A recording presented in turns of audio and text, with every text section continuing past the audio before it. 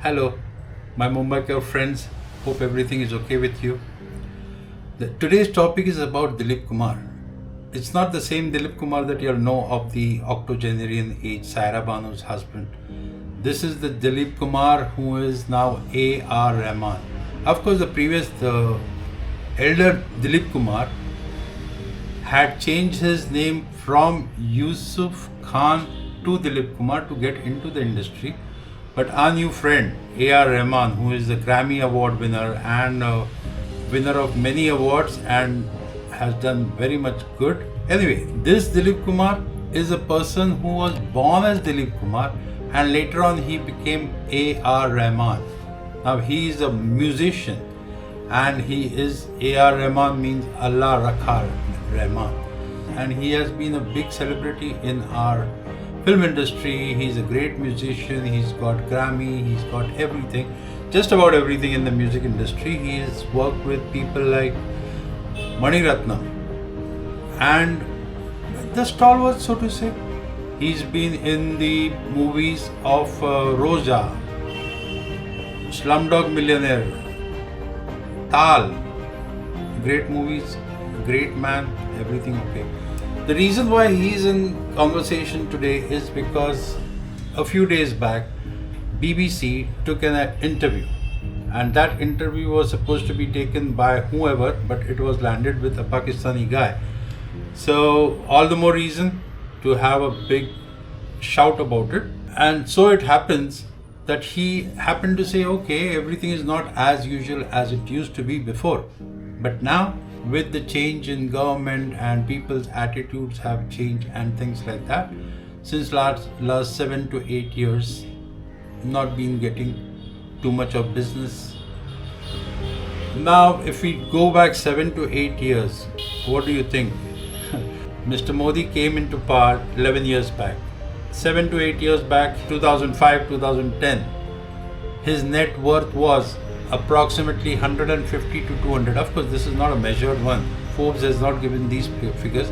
But at today's stage, his net income or net worth is 2000 crore plus. And where do you think all this has come up from?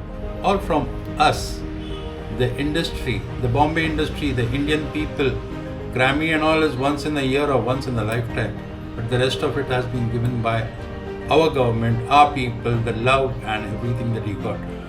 But the problem with him is he thinks he's not getting it nowadays because of the secular situation which has got depleted.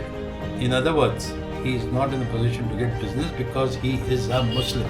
He is going through a bad patch. Now talking about his bad patch which he is going through right now, this is the main bone of contention.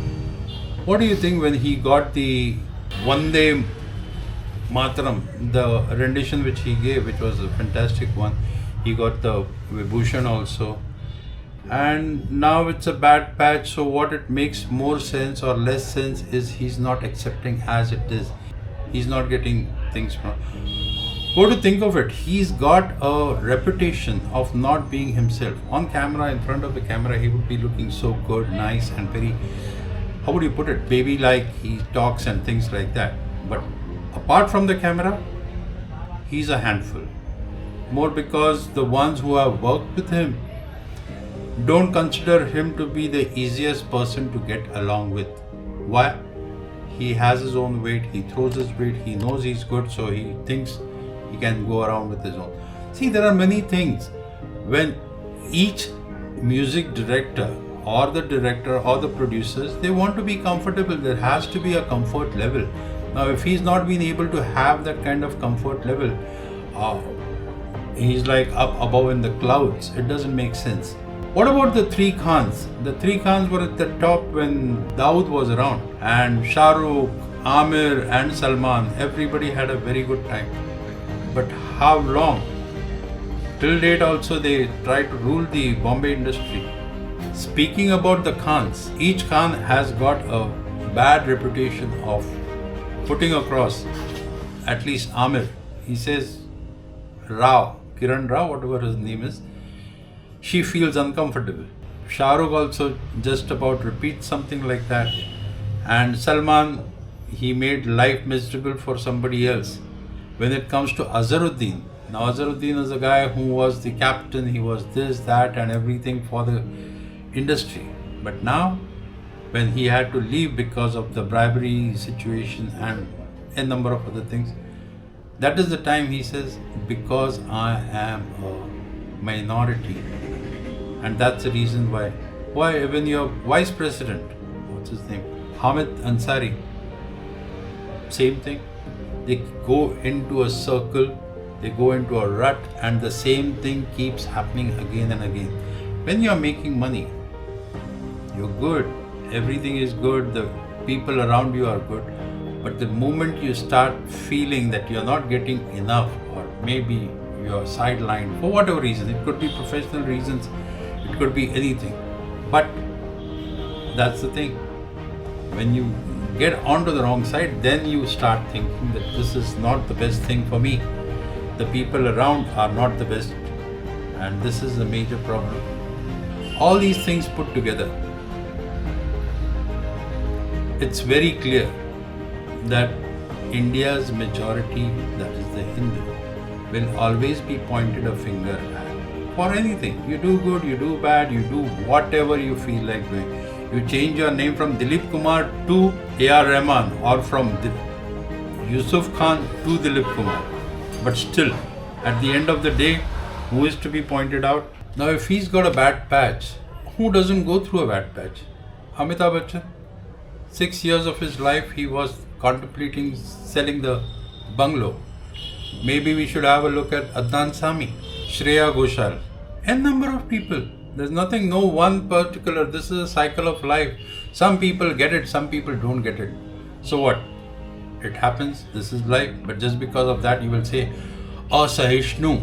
Asahishnu means, in other words, non-secular people. The government has changed. People have changed. They are thinking this, that, and the other. This is very bad. This is cheap. A person who's got 2,000 crores in his pocket, this is, mix it up with something else, it's cheap. But then this has been the attitude of the people. Now politicians won't say a Muslim. Politicians won't say, I can say it, I am easy go person. Politicians won't say it. But the Muslims have a habit. For example, who is this guy? Javed Akhtar. He makes it a point to say that, okay, it was wrong on his part to say so and so and so. And then jumps in Mehbooba Mufti, jumps in Owaisi. That okay, this is how it is. This should not be how it is. Why? Even A.R. Rahman, he went to the extent of coming out on TV and trying to show his heartfelt, how would I say, condolences to what he had said. No, but he made it a point. Now when he's such a person who comes around and he tells you, and then the best part in that same video where he opted to say that he has been wrong, he comes out with the final phase of the stadium and Vande Mataram.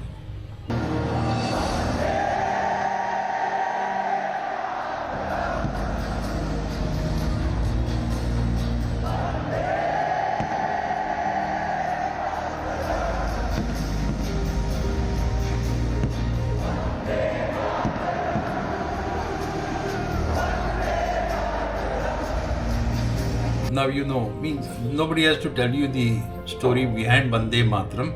Vande Mataram is the thing, but he will never come and salute the Mother Earth. That's another thing.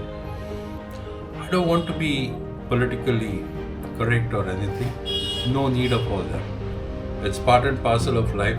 But the way these people are, these are hypocrites.